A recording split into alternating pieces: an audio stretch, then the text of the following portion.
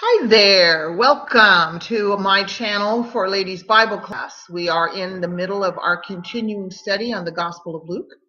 So I thank you for joining us and watching this presentation, and I hope that you find it spiritually uplifting and that it helps you in some way in your day-to-day activities. Today we're on lesson 21 of our series, and it's going to be in Luke chapter 8. We're going to be finishing up rest of Luke chapter 8. So this will bring us to the end of that chapter. We're going to look at two events in the life of Jesus, two miracles that he performed, two healings that he was involved in. The first one being the daughter of Jairus, a ruler of the synagogue, who approached him and implored and begged him to come and heal his daughter, who was very, very ill and near the point of death. And the second one is the woman who had been hemorrhaging for 12 years, and she seeks Jesus out in the crowd for healing. So we will look at both of those healing situations today in this presentation. So if you turn your books to page 119, that's where lesson 21 begins. And we're actually going to look at the questions that start on page 122. So as we go through, we will talk about each of these events. The questions are going to split the things for us because, as you know, on his way to Jairus' house is when he encounters the woman and he does that healing, and then he goes on to Jairus' house and completes that one. So it's kind of split that way, and our questions do the same. Now, we see in this lesson that there were two people who sought Jesus out. Each had a reason or a motivation for doing so. Jairus, the father of a very, very sick little girl, was driven, no doubt, by his love and care and compassion for his daughter. He had heard about Jesus. He knew about the healing that Jesus had performed, and he desperately wanted Jesus to come and heal his daughter. So he approaches Jesus. The woman who had the hemorrhaging issue and had suffered many, many things for 12 years, also seeks Jesus out because she had tried everything else she could possibly do to become well, and nothing had helped her. So she's seeking healing from Jesus so she could then live a normal life. All right, question 1 asks, who is Jairus? All right, and if we turn to Acts chapter 8, verse 40 and 41, we will see, so it was when Jesus returned that the multitude welcomed him, for they were all waiting for him.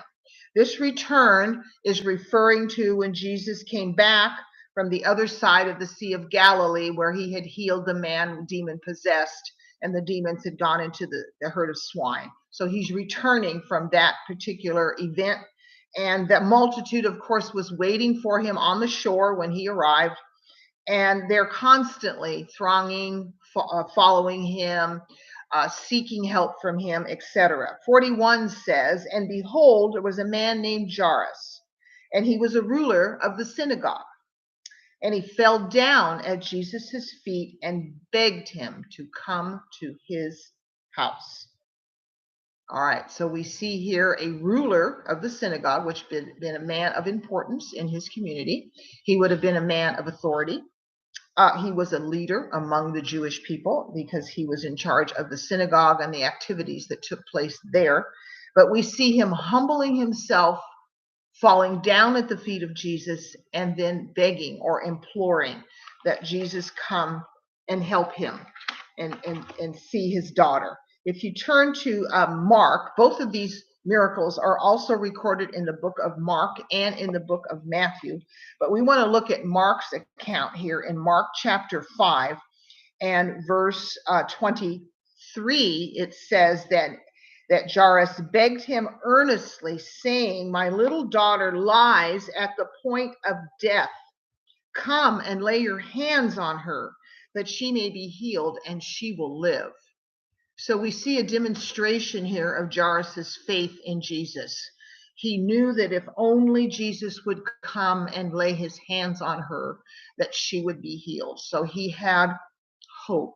He had faith in Jesus's ability to help him. So that's why we see him coming so earnestly and humbly to Jesus.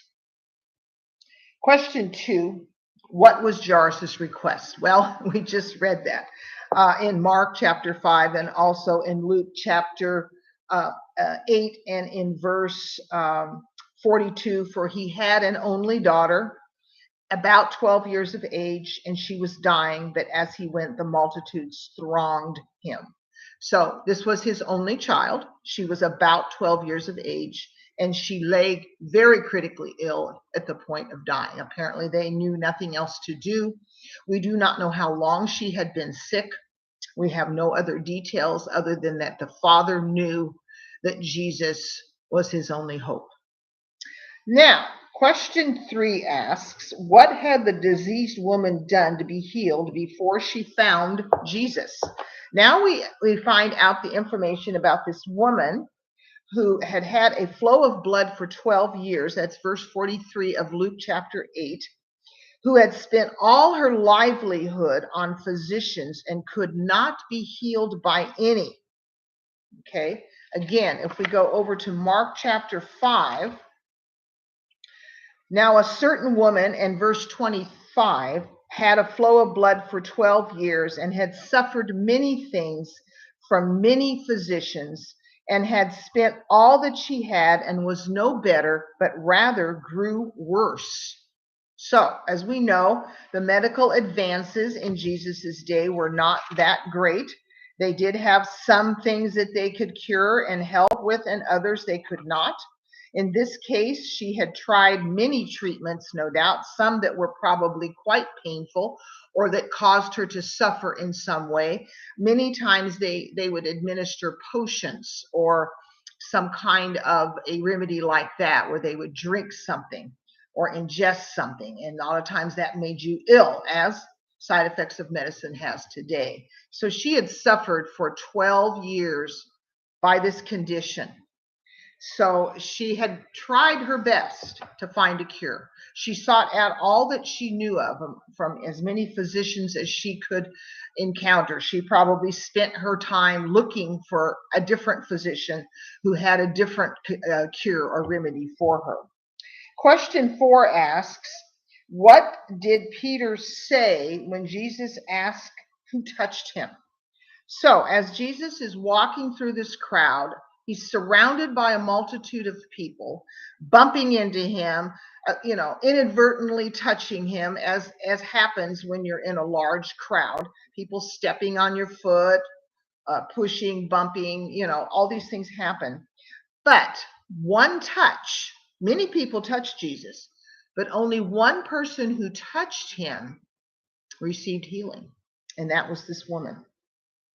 She had made her way through the crowd somehow, pushing herself through, no doubt, and she had touched the hem of Jesus's garment, the border, it says, which would be the hem, the bottom hem, we're assuming. All right. Immediately, Jesus asked the question in verse 45, who touched me? Okay, well, when all denied it, no, it wasn't me. Peter says to him, Master, the multitude throng and press you, and you say, who touched me? So you can just hear the sound of Peter's voice here, where he says, are you kidding me? Are you serious? You really want us to find out who touched you? It was probably many people that touched you. So Peter was confused as to why Jesus was asking this question, because to him it was pointless, because, well, there's a lot of people that touched you. The woman who had touched him was trying to remain anonymous. She kind of was hoping she could just disappear in the crowd, but that's not going to work, because Jesus, all-knowing, knows what happened. So question 5 asks, what did Jesus perceive had happened when he was touched? And that's in verse 46. But Jesus said, somebody touched me, for I perceived power going out from me. So he had felt the healing touch this woman had done, and he could feel that he had healed her by just the touch of her garment, or her hand, I'm sorry. If we go back to Mark again, chapter 5, In verse 27, it says, "And when she heard about Jesus, she came behind him in the crowd and touched his garment, for she said, 'If only I may touch his clothes, I shall be made well.' Immediately the fountain of her blood was dried up, and she felt in her body that she was healed of the affliction. And Jesus, immediately knowing in himself that power had gone out of him, turned around in the crowd and said, 'Who touched me?' But his disciples said to him, 'You see the multitude thronging you, and you say, Who touched me?' And he looked around to see her who had done this thing." So she wasn't able to remain anonymous in the crowd. Jesus immediately knew, of course, who she was and what she had done. Question 6 asks, what did she declare when she saw that touching Jesus was not hidden? So if we go back to Luke chapter 8, and we look in verse 47, it says, "Now when the woman saw that she was not hidden, she came trembling and falling down before him. She declared to him in the presence of the people the reason she had touched him and how she was healed immediately." So she comes forward humbly, asking for his mercy, probably expecting to be reprimanded because she's trembling. She's concerned that she might receive a reprimand because under the old law of Moses, any woman with a discharge of blood was not to be around other people. She was forbidden to go to assemblies in the synagogue or temple. She had to remain pretty much secluded and away during her menstrual cycle. She had to remain that way for 7 days. She was considered unclean. Anybody that touched her would be considered unclean. Anything she touched would be considered unclean. And she had endured this for 12 years under the law of Moses. So she had not been able to lead a normal life. She had to avoid contact. She had to stay away from temple worship, synagogue gatherings, or any other gatherings in the marketplace or wherever. She had to remain very, very carefully secluded. And if people knew about her condition, they would stay away from her as well. But she risks it. She shows great courage here by coming out into a crowd of people where she was going to be surrounded by people who no doubt touched her or bumped into her. But that was not her concern at this time. She wanted to get through the crowd so she could just touch Jesus's clothes. She wasn't expecting anything else, no attention, no special anything. She just felt in her heart that if she could touch Jesus, her faith was so strong in her belief of Jesus's ability to heal that that's all she felt like she needed to do. And indeed, it was all that she needed to do. So Jesus's response to her then, question 7, what did Jesus then say to her? In verse 48, he says, "Daughter, be of good cheer. Your faith has made you well. Go in peace." No reprimand.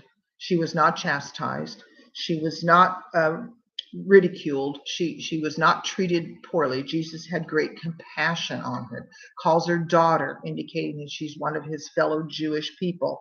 He tells her to be of good cheer. Don't worry. Don't fret. Don't be concerned. Don't tremble. Your faith is what has made you well. Now you may go in peace. Now she may go and return to a normal life with normal activities. She would not suffer any more physical ailments or difficulties or pain or any other things that she had to endure. Can you imagine 12 years of this and to suddenly know that you were completely well and whole? It must have been a wonderful moment for her. All right, so while he was still speaking to her, another person from Jairus' house enters into the crowd and says to Jairus, who was also in the crowd. So Jairus had witnessed this miracle of the healing of the woman because he was in the crowd, going with Jesus to his house. They tell him that your daughter is dead. Unfortunately, she had died. Do not trouble the teacher. They didn't see any need for Jesus to now come to the home because the daughter had died in the meantime while he had left to come get Jesus. So when he says that his daughter was at the point of death, that was certainly the case because she dies before he could return to the house. And so it becomes, a sad moment for Jairus to realize that his daughter had passed away. But does Jesus stop? Does he turn around? Does he go, well, okay, I guess there's no point in going any further? No, that is not what he does. He, let's see, I'm looking for in Mark's account here, where he's going to continue on to the house. He doesn't stop. He knows where he's going. He knows what he needs to do. And he continues on to Jairus' house. After speaking to the woman, he continues on to Jairus' house. He gets to the house and he tells Jairus in Mark chapter 5, verse 36, as soon as Jesus heard the word that was spoken about the girl having died, he said to the ruler of the synagogue, do not be afraid, only believe. Don't give up hope. Just believe. Your faith has brought you this far. Now, keep it strong because you have nothing to be afraid of. Hopefully that was a comforting word for Jairus as he was trying to handle the news that his daughter had died. So Jesus comes to the house, and what does he find? A group of people have gathered. They are wailing and moaning, and they are some musicians that were there playing music on flutes. This was a typical way to respond to a death in the Eastern culture. They announced the death of someone by the wailing and the loud screeching and the yelling that they would chant out at the death of someone. This was to announce that someone had died. And they would weep and they would mourn with the family, and they would make a great tumult, as Mark mentions.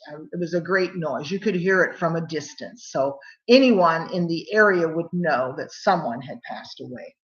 Well, when Jesus arrives, he puts all those people out of the house. He makes them all leave. He doesn't want any of that commotion going on. And he tells them that the girl is not, let's see, where is she? Verse 52, do not weep. She is not dead, but sleeping. This is Luke chapter 8, verse 52. And they're all going, no, you weren't here. We saw her pass away. We know that she's dead. You weren't here then. So what did they do? They immediately ridiculed him. Question 8, why did they laugh him to scorn at the house of Jairus? I mean, what do you mean she's sleeping? Don't you understand? We know what death is, and she's passed away. She's gone. And so they ridiculed him, thinking he didn't know what he was talking about, dismissing Jesus's ability to know everything. So he puts everyone out of the house, and he only allows Peter, James, and John, and the girl's mother and father to enter the home. They go into the home where the girl was lying, and he takes her by the hand, and he says, little girl, arise. Then her spirit returned, and she arose immediately, and he commanded that she be given something to eat. So again, we see Jesus breaking protocol, so to speak. Remember, under the Jewish law, they were not to touch a corpse. They were not to be anywhere near a corpse. And here we see Jesus taking her by the hand and speaking to her, and her spirit returns, and she is alive. And immediately Jesus wants her parents to get her something to eat. She probably had not eaten in several days. We don't know how long she'd been sick, and she needed food. She needed nourishment to help her regain her strength.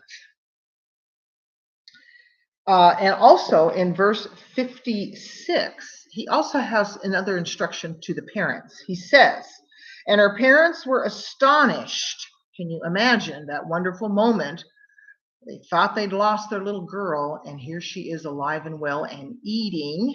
Always a good sign with children when they've been sick, when they are hungry and want food.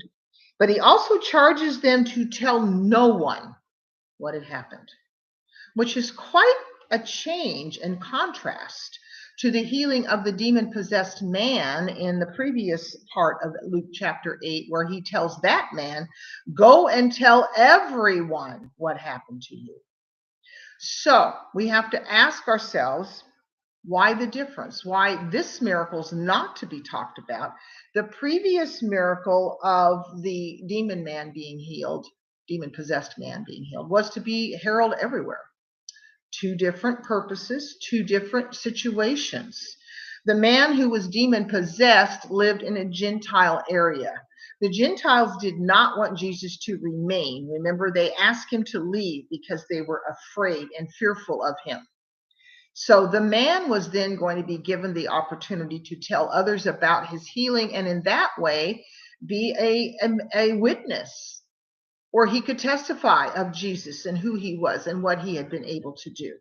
Here, the healing of this young girl, rising her from the dead, would be evident to everyone. Remember, the house was full of people who knew she had died.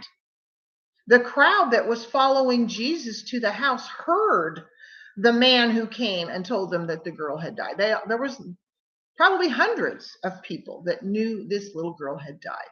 So her rising from the dead, the miracle that Jesus performed, would be self-evident as soon as they saw the little girl outside playing with her friends and enjoying life. They would know a great miracle had occurred. So there was no need to spread the word. There were still already many, many people who were witnessing of this miracle. Whereas the healing of the demon-possessed man, as far as we know, the only people present at that miracle were the apostles, Jesus, and the demon-possessed man. Oh, and the herd, the people watching the swine. So the city had not witnessed the miracle. So like I said, different situation, different reasoning, and Jesus always having the purpose in mind of what he needs done, what he needs the word spread. He needs people to understand who he is, that he's the Son of God, that he's the Messiah. And again, this group of people in this particular occurrence here at Jairus' house are Jewish, no doubt, whereas the people that Jesus was dealing with the demon-possessed man were more than likely Gentiles, since they owned swine and were in a Gentile area. All right, I hope that made that clear. Okay, true and false. The woman had spent all her living trying to find a cure. This is true. Verse 43 tells us that. She had spent everything. She did not give up. The courage and determination she had shown in trying to get well is a wonderful example for all of us. We should never give up hope, no matter how dismal and hopeless the situation may look. We always have hope in God, always. And if we don't let go of that, if we don't dismiss it, if we don't reject it, we can remain hopeful even in the midst of dismal and difficult situations. Question 2. The woman had been ill for 5 years. This is false. Verse 43 tells us that she had suffered this problem for 12 years. Think about that for a moment. 12 years. That's the same age as the little girl. 12 years of her life had been spent pursuing a cure, finding something to do to help her, feeling bad, feeling ill, feeling weak. She was probably anemic and who knows what other issues that were brought on by this hemorrhaging for 12 long years. But she did not give up hope that someday she would be well. And that determination and that courage and that hope brought her to Jesus, because when she heard of him, she did not hesitate to make her way to where he was. Question 3. Jairus' daughter was healed before the diseased woman was. This is false. We know from verse 49 that Jairus' daughter was raised from the dead after the lady had been healed of her hemorrhaging, because he was interrupted in his trip to Jairus' home to talk to the woman. So it came after. Question 4. Jairus was a ruler of the synagogue, and that is true. Verse 41 tells us that. We're going to talk in a moment about what his responsibilities were. Question 5. Jesus told the parents to show how great things God had done. This is false. Verse 56 says, tell no one. No one. Because as I said, the miracle would have been self-evident. All right, research question asks, what is the responsibility of the ruler of a synagogue? All right, there were synagogues in many, many Jewish communities.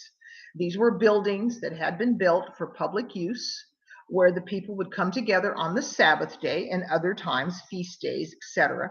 And there would be the reading of the Old Testament scriptures out loud, because it was the only way the majority of the public heard the Old Testament scriptures, because copies of the Old Testament law were very, very scarce in their day, and they were very, very valuable. So they were kept in the synagogue under protection. And then the people would meet, and the reading of the Old Testament law would be done orally. So the ruler of the synagogue was in charge of organizing that assembly. He was in charge of keeping order and of overseeing all the activities that were done. Perhaps he did some of the reading himself, or he appointed other men to do the reading. And then after the reading, there was an explanation, or someone would get up and expound on what was said. And if we recall, when Jesus did this in the synagogue at Nazareth, where he got up and read from the book of Isaiah, and then he expounded on what he read, he explained to the people that you have seen the fulfillment of this prophecy today by your own eyes. Of course, they didn't believe him, but that was the procedure that went on in a synagogue. So that was what Jairus was in charge of. He had authority. He was seen as a leader in his community, and he was responsible for organizing and keeping order in the synagogue assemblies. Sometimes the synagogues were also used as schools where the young boys would come and they would learn the law. And so that if that did take place in this particular synagogue, Jairus would have also been overseeing that as well. So many responsibilities he had. He was a very important man in his community. And we can only hope that at the miracle of the raising of his daughter, he was already a believer. We hope that he later becomes a Christian, because we know that there were some rulers of the synagogue that were converted. In the book of Acts, we read of Crispus, who was a ruler of the synagogue that Paul baptized, and he became a Christian. So we're hoping that that is the case. And if so, he would have great influence over his community in that regard. All right, the second part of the research question asks us, how old was the daughter of Jairus? And we've already talked about that.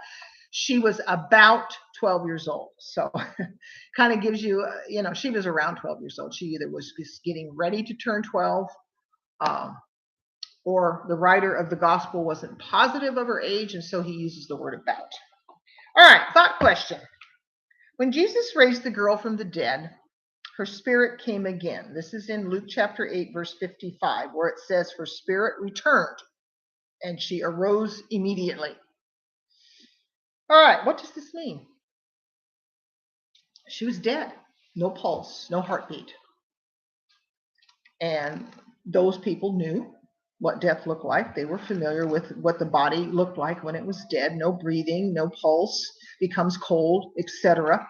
But we also know from James chapter 2 and verse 26 that at death, the spirit leaves the body. Let's look at James chapter 2 and verse 26. For as the body without the spirit is dead, so faith without works is dead also. So when a person dies, their spirit returns to God, and the body, and it's separated from the body. So that's what had happened when Jairus' daughter died. Her spirit departed her body. When Jesus arrives, he had the power to call the spirit back into the body. And so that's what made her alive again. So that's what it means when it says her spirit returns. Because if we go to Ecclesiastes chapter 12, let's go back to the Old Testament, where Ecclesiastes talks about this. Death was something that these people were very familiar with. There was many people that, died in their communities. So they knew what a dead body looked like. They knew what to do. They had certain rituals they had to perform when a body died. The wrapping, being careful not to touch it, et cetera, et cetera. Okay, I'm having trouble finding Ecclesiastes here. My hands are a little on the cold side and it makes it hard to move. All right, Ecclesiastes chapter 7, and I want to look at Ecclesiastes 12, verse 7, where it says, "Then the dust will return to the earth as it was, and the spirit will return to God who gave it." So, this tells us where the spirit goes at death. And we know that the body decays and eventually returns to dust. So this gives us an understanding of when the separation occurs at death from the body and the spirit, that things happen to both. The body goes one way and the spirit returns to God. And one day that spirit will receive an immortal body or will be in eternity with God. Okay, I hope that was helpful to you and that you understood what we were seeking here. But in this lesson, we saw two people who reached out to Jesus to receive the healing that they needed. They sought him out, they came to him, they came in a humble, repentant attitude, asking for mercy, asking for help, seeking him. And we need to do the same today for our spiritual healing. Jesus does not perform miracles of healing like he did in his ministry, but he does heal us of all spiritual infirmities. All we have to do is seek him out in prayer, in reading his word, in studying, in having an open mind to receiving the word, obeying the word, applying the word to our lives. And then we too can be a recipient of this healing touch of Jesus, where he can take away sadness, sorrow, pain, the guilt of sin, the shame that sin brings, all of the things that we endure and suffer here on earth. Jesus has the healing touch, and we too can receive that healing spiritually. All we have to do is cast away our fear and shame, as this woman did. She cast away her fear. She was fearful of touching Jesus. She knew it was against the law, but she did it anyway.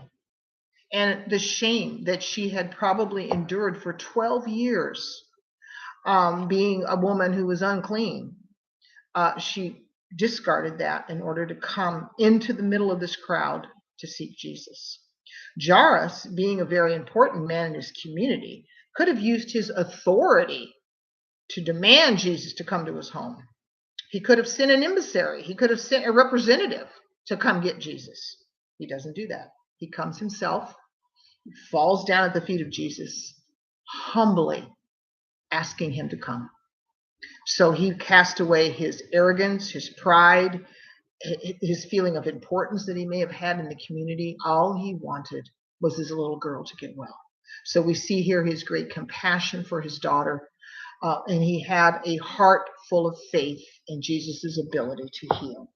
That's all we have to do, is believe that Jesus has the healing touch for our spiritual infirmities, and that he will take them away from us if we are open to his healing. All right. I hope that that lesson was interesting and helpful to you. I hope that you found something in there that you can take away from this lesson and that you can apply to your life. That's obviously one of the goals that we have in our study. This particular chapter, we're nearing the end of Jesus's second year of ministry here, which was at the height of his popularity. First 2 years of his ministry, the second year he had more popularity than the first. And now in the third year, which we will begin next week in lesson 22, we see more and more opposition that he must face, more persecution and rejection.